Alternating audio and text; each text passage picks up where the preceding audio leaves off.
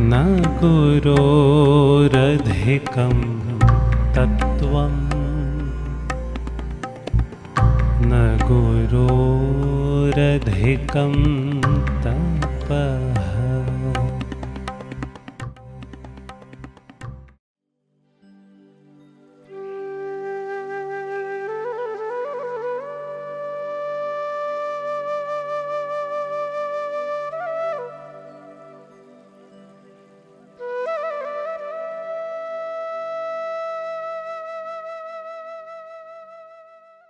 Om Amriteshwariye Namaha. Welcome to Amrita Vaibhavam. This is a series of talks, devotional songs, spiritual discussions, and symposiums offered by our own Swamijis, Swaminis, Brahmacharis, Brahmacharinis, householder devotees, staff, and students of Amrita institutions. In Taittiriya Upanishad, it is said that the Guru imparts knowledge to his disciples, and to test if they have understood it rightly, he asks one or two to repeat that information. This is the same method that is being followed in several of our modern educational institutions as well. Our own Amma follows this method many times. With that in mind, let's listen to today's episode. Om Amriteshwariye Namaha.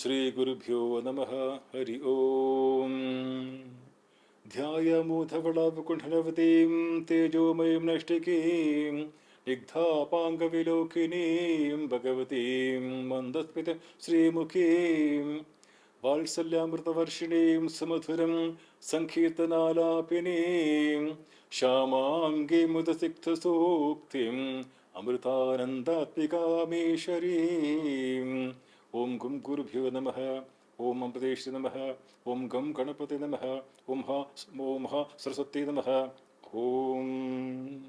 My infant prostrations at the lotus feet of my Sadguru, Sri Mata Amritanandamayi Devi, Universal Teacher, Universal Mother. My humble pranams to all Amma's beloved children watching this program. The topic is, as we have already mentioned, salient features of Hinduism. There are about 9 to 10 very important topics which is unique to our Hinduism, unique to Sanatana Dharma. And those topics we have briefly mentioned in the last 2 episodes. It is beginning with, we have, in our tradition, we have a Guru Parampara. A Guru, then his disciple, that disciple becomes the Guru. Like that we have a lineage of Gurus. Guru Parampara we have. Then we have, second is Avatar. Whenever Dharma declines and Adharma rises, then Bhagavan will take a suitable form and he will descend to the earth. That's called Avatar. Like that, there are many topics. Now, we have chosen the topic of idol worship, just because we have in Ayodhya, we have a very good pratishtha of Sri Bhagavan Sri Rama. Sri Rama is one of the most important avatars, and pratishtha, the idol, has been installed in Ayodhya. So that is a very, very important topic, so that we are covering this topic today here. But before that, briefly, we begin with Guru and and Ganesha also. So being idol worship, it becomes puja, and in puja, we usually say Om Gum Gurubhyo Namaha, Om Gam Ganapate Namaha. So we will briefly talk about Guru first. He should be the first most important topic. Briefly, we'll talk about Guru and connect it with idol worship, and we'll talk about Ganesha also and connect it with idol worship. That we will see. So the very good example we can see is, we have told this a few times in the past, the example of the Bodhidharma. Bodhidharma was a prince. He was a prince, Pallava dynasty in Tamil Nadu. and he was sent to China by his guru. So Bodhidharma went there. He was sent there to cure a very dreadful disease like leprosy. So the Bodhidharma, he had a very good knowledge of Ayurvedic medicine.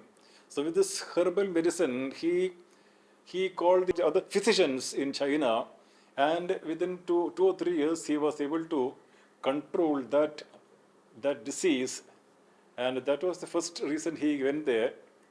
So then secondly, then what happened was, then there was another problem. So first he controlled the disease by his knowledge of herbal medicine, Ayurvedic herbal medicine. He controlled the disease. Then the second problem arose. There was a lot of bandits who always troubled the villagers. So therefore, he taught them Kalaripayattu. Kalaripayattu, we know it is the martial arts of South India, especially Tamil Nadu, Kerala. So he taught them Kalaripayattu. That became the Kung Fu. In the Shaolin monastery, they have recorded his arrival there and how he taught them, etc. We have shown there. So what happened was, the king of one of the kingdoms, the China also, they had small kingdoms, and one kingdom was in the king of one of the kingdoms. I remember his name was Wu Ti. See, he was a very good Buddhist.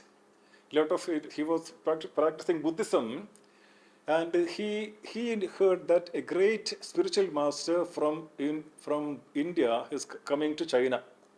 So he went to the border of China, China, to receive Bodhidharma. So when he went there with his retinue, with his ministers and etc., see, he was surprised to find that this Bodhidharma, the spiritual master, he came, and the Bodhidharma was carrying his footwear on his head. This is one of the versions. Please remember that there are different versions regarding Bodhidharma. I have taken the most relevant the version here. This is relevant. Bodhidharma was carrying his footwear on his head, and the king was very much surprised. He said, "Why are you carrying the footwear on your head?" So Bodhidharma replied, "See, if anybody does you a favor, we have to return that favor also. So the footwear was carrying me for a long time. Therefore, I thought I should return the favor. Therefore, I am carrying my footwear on my head." So we say that when you come to Guru, never ask for logic. Logic has no place in spirituality. Guru will make us understand. He will make us understand that the logic is of no value in spirituality. It is faith and surrender which is more important. Therefore, what Bodhidharma was teaching is, carrying the footwear on the head footwear is a very base object. It is on the feet, a very base object. So he was indicating that we see God even in the lowest object. That is the teaching. We see God not only in an image in a temple or a mosque or the church. We see God everywhere in the lowest object, like the footwear. We see the lowest object, even in the stone. That is the topic. We have been trained to see God even in the stone. So this is the important topic. Please listen. That topic is Nikrishta Vastau Utkrishta Drishti. Nikrishta Vastau means the low object. This is for us as human beings. For Amma, there is nothing inferior or superior for Amma. She has equal vision. But for us, from our intellectual, mental level, we see stone is a very inferior object. Therefore, Nikrishta Vastu, it is a very low object. Nikrishta Vastau, in the lowest object, Utkrishta Drishti, the seeing the highest in the lowest object. That is the teaching. That is what the idol worship also. Idol is only a stone shaped. It has taken different shapes, and we are worshipping the stone. We are seeing the infinite being in the idol also. That is what we have seen. So he became one of the greatest gurus there. He taught them Zen Buddhism, etc. This is what they say. So he was one of the great gurus. So we have talked about how guru can train us. So we have talked about the guru now. Now we will talk about little about Ganesha also. Briefly, we say Ado. In puja we say Ado Guru Ganeshan Prarthayashe. Let us, when we begin the puja, we first go down to Guru and Ganesha. Ado Guru Ganeshan Prarthayashe. So we are go down to the Guru. Now we will go down to Ganesha also. And then Ganesha, we say, we know the story very well. How when Narada Rishi brought the mango, and Bhagavan Shiva said, one who can go around the universe first and come back, he will get the mango. So therefore, the Vinayaka and Kartika immediately, the Kartika or the Shanmuka or what we know, Subramanya, he bought his peacock and he went round the world. And we know that Ganesha, he went round his parents and he got the mango. We know very well. So what we say is, in that form, the whole universe is in Amma. That is the understanding. So when we worship our idol, we have to say, my idol represents the Supreme Being. That way we have to understand it. My idol is not just a stone. He represents. That is what we have to understand. And I can give you a very, very good example. That is on, now it is February here, on July 26th, Republic Day. And on August 15th, Independence Day, what do we see? We see the Chief of the Army, Chief of the Indian Air Force, Chief of the Indian Navy, Chief of the Police, Honorable President of India, Honorable Prime Minister of India, all Chief Ministers, all heads of institutions, everyone, they salute our national flag. We have seen this.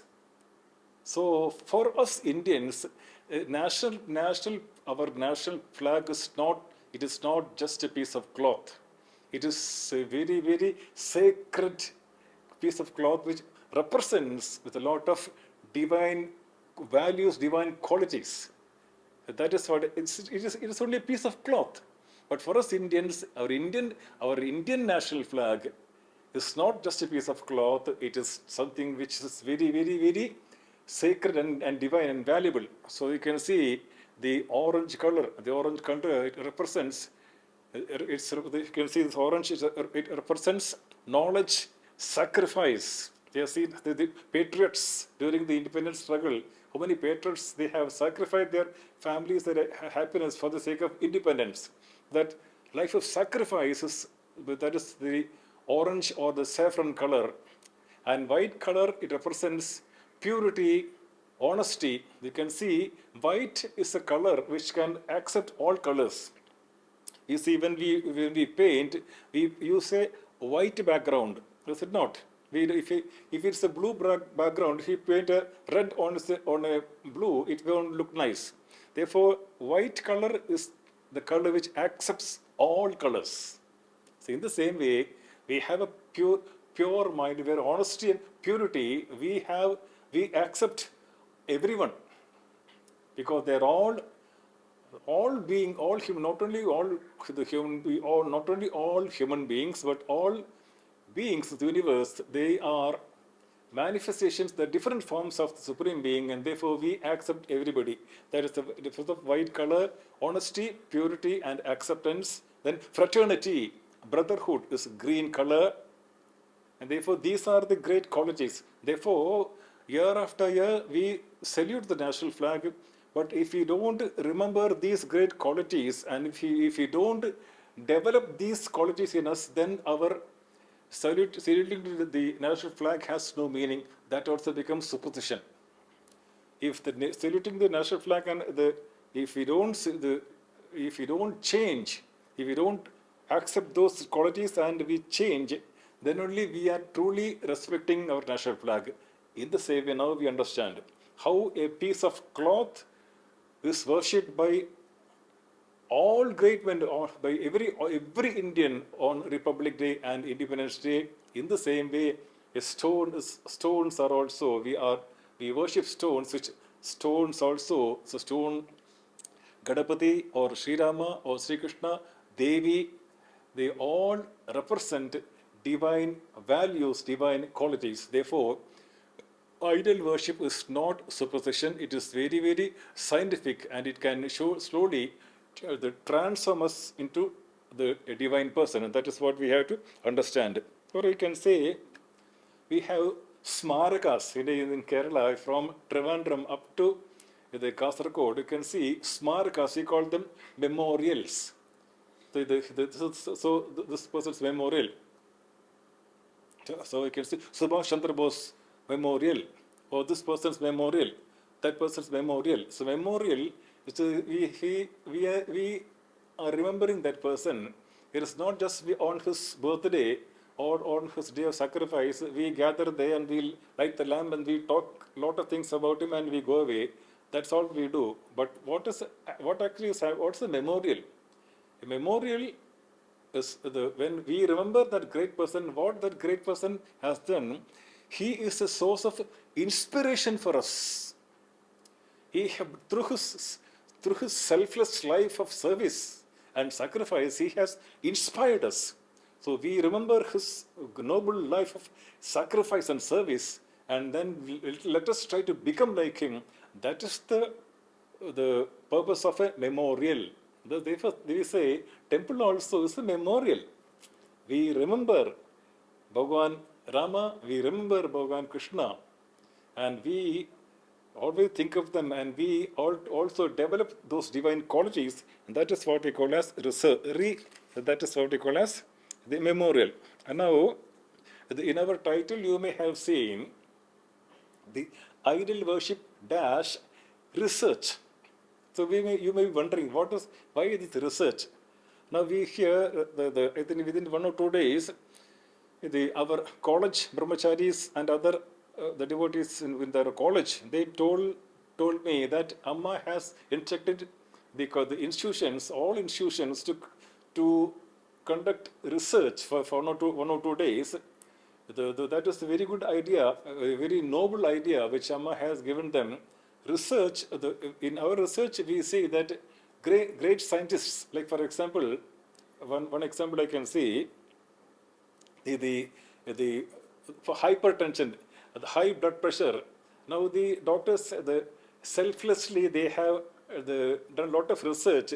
Now they say, Swamiji, this hypertension, this blood pressure tablet, it is minimizing the side effects. We know that in our medicines they have side effects which can medicine can cure us. At the same time, it has side effects also. But with their selfless efforts, and they were able to discover more and more the medicines which have very minimum side effects. So they are great sannyasis. They are sannyasis. A sannyasi is one who has withdrawn from the outer world and is focusing the centered mind on something very constructive.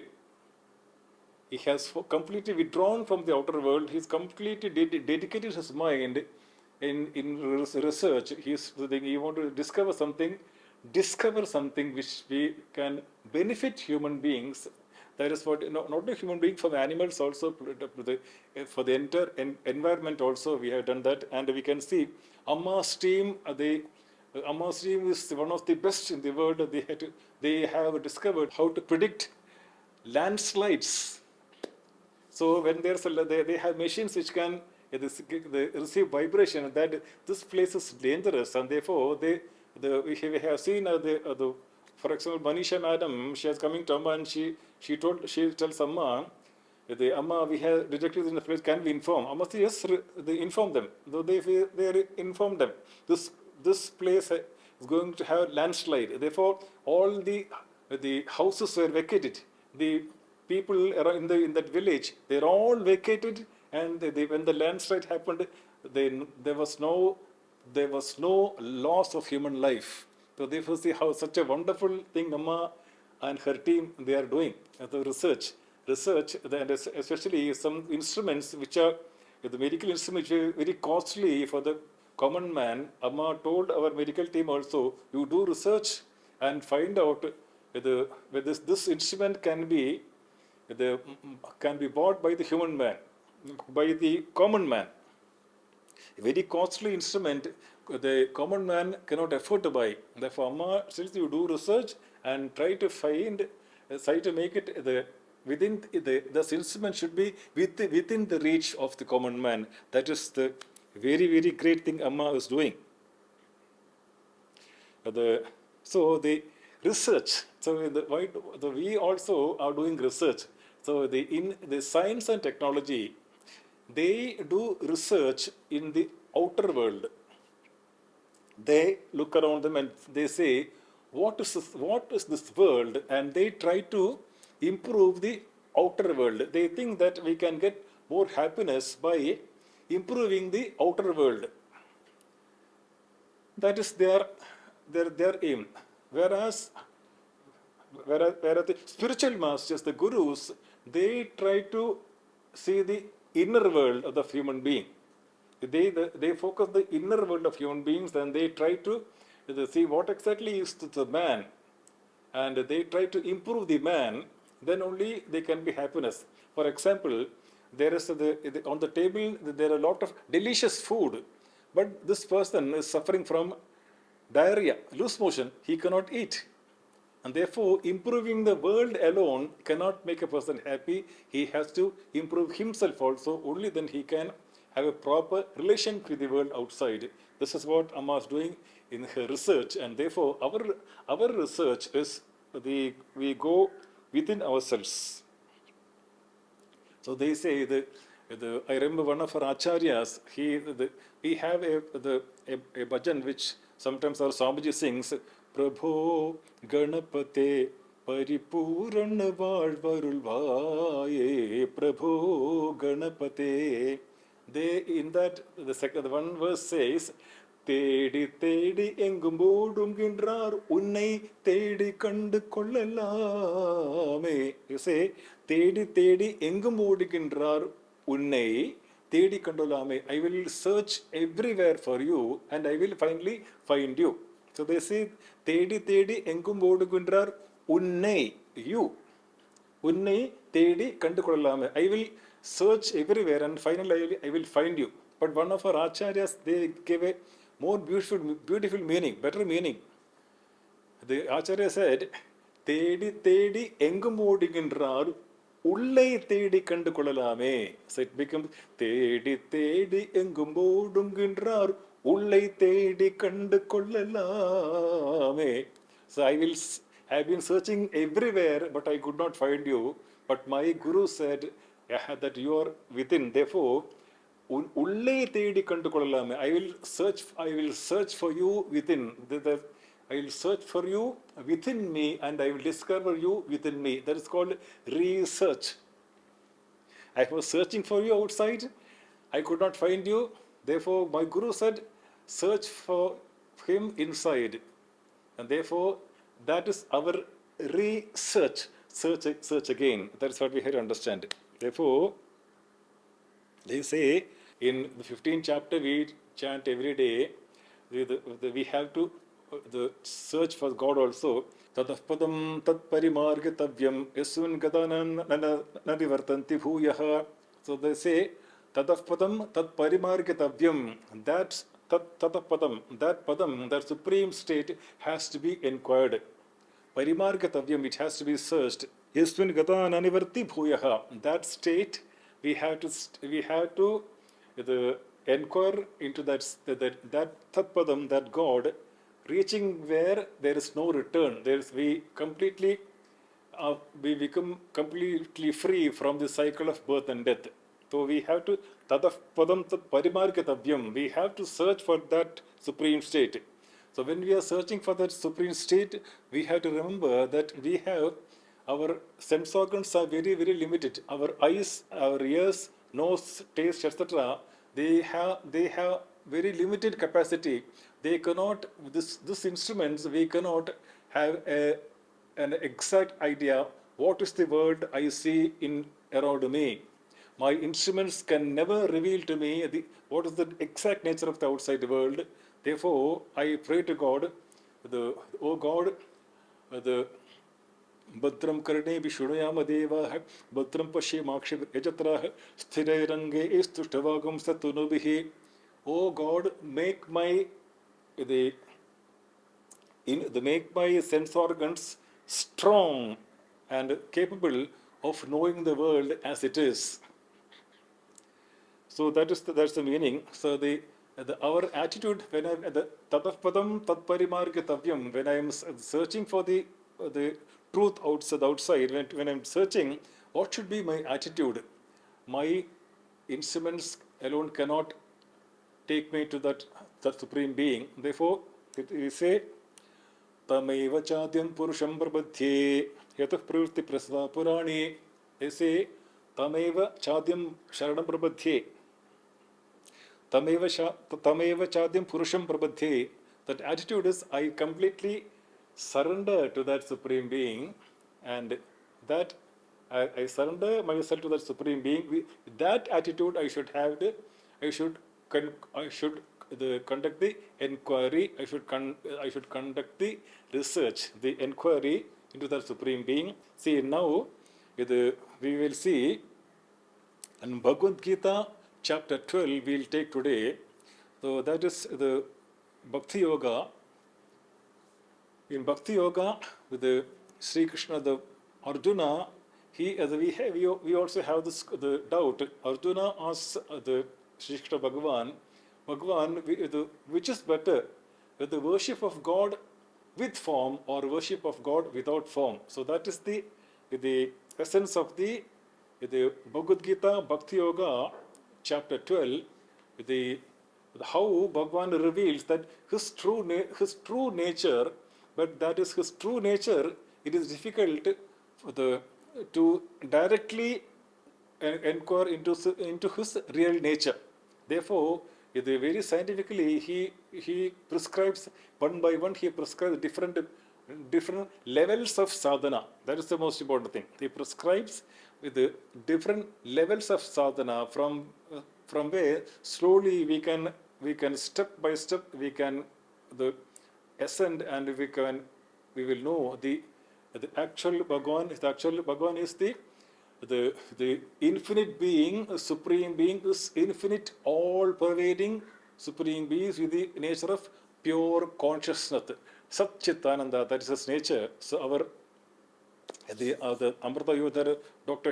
Shanti and the Amrita Balakendra, they will chant the Bhagavad Gita and they will explain its meaning. So let us listen to them explaining what is Bhagavad Gita, idol worship as taught by Bhagavan Krishna to Arjuna. Let us watch our children chanting the Bhagavad Gita and explaining the meaning.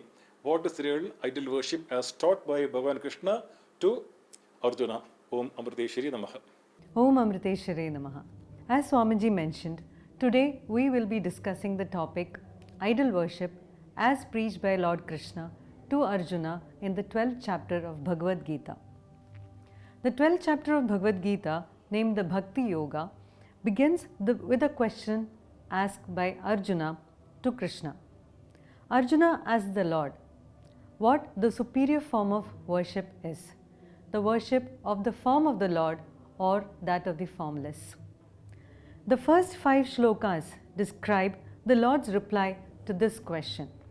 He says that those who worship steadfastly, fixing their minds on me with Shraddha, in my opinion, are the best devotees. The Lord goes on to say that even those devotees who worship the formless also ultimately reach me. But the formless worship is difficult for ordinary people because of their attachment to their bodies. The worship of the formless God with a constantly fixed mind on Him, forgetting one's own body, is a superior form of worship.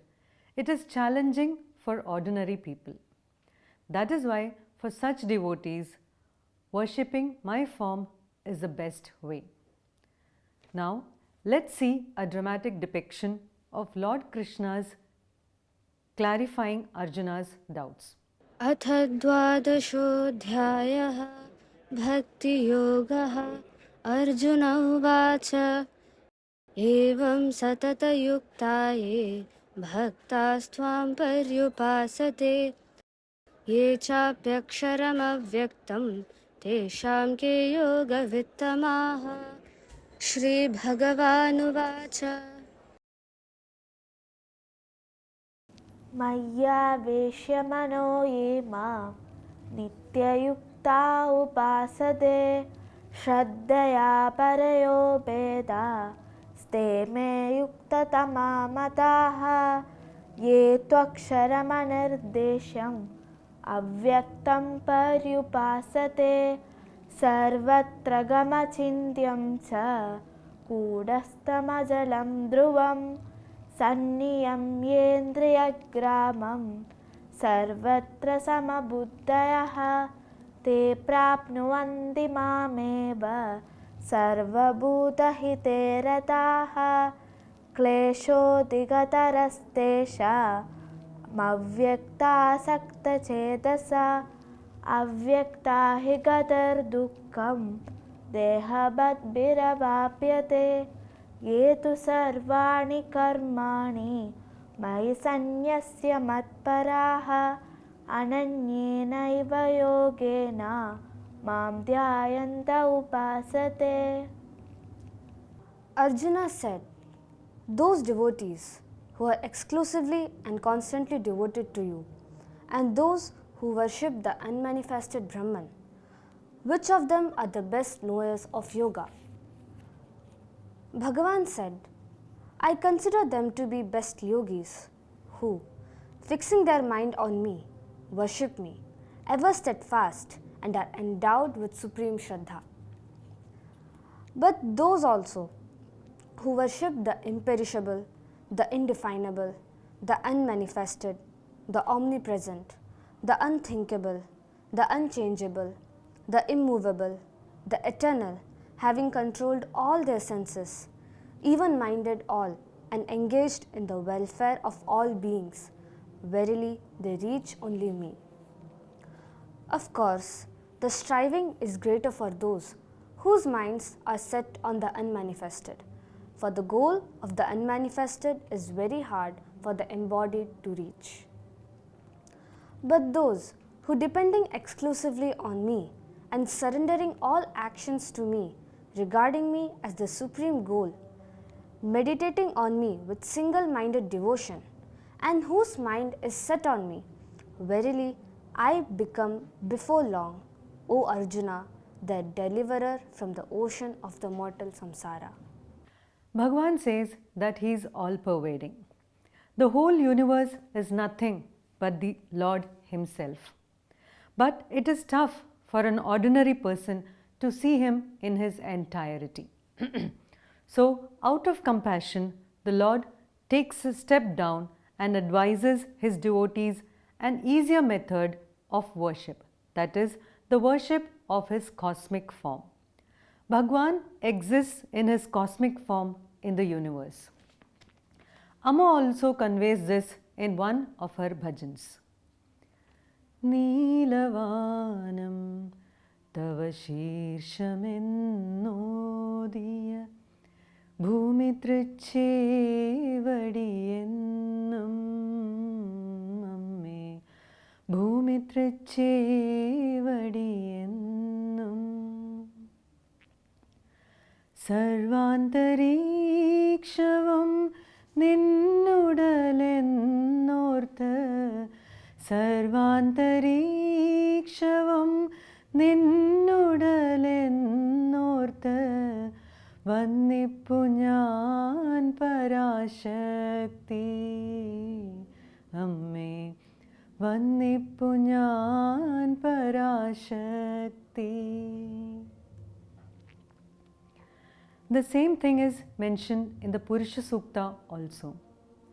Nabhyam asid antariksham Shishnodyo samavartata Padbhyam bhumihir dishah shrotrat tatha loka akalpayan. From his nabhi was produced Antariksha.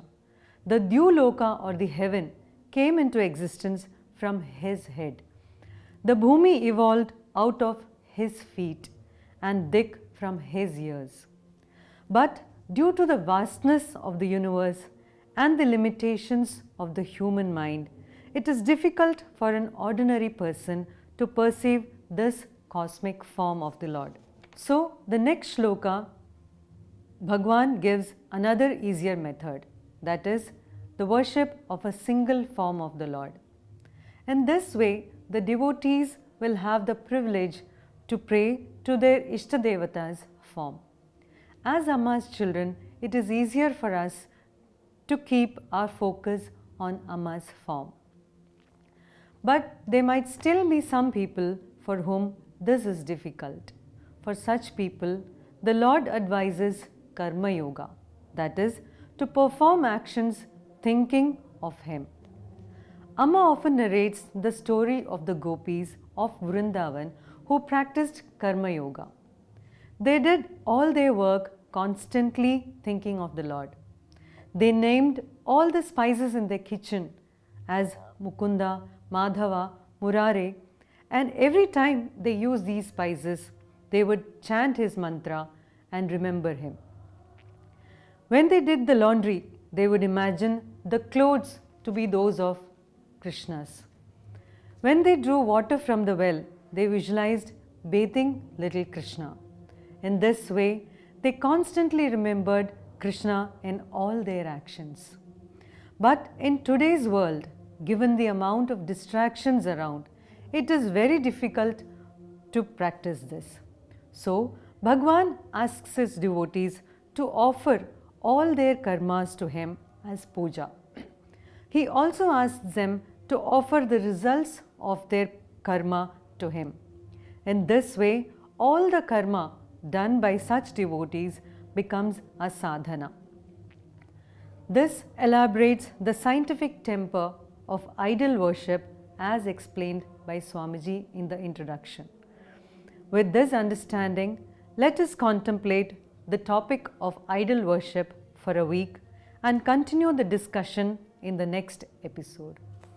Om Lokaah Samastaah Sukhino Bhavantu.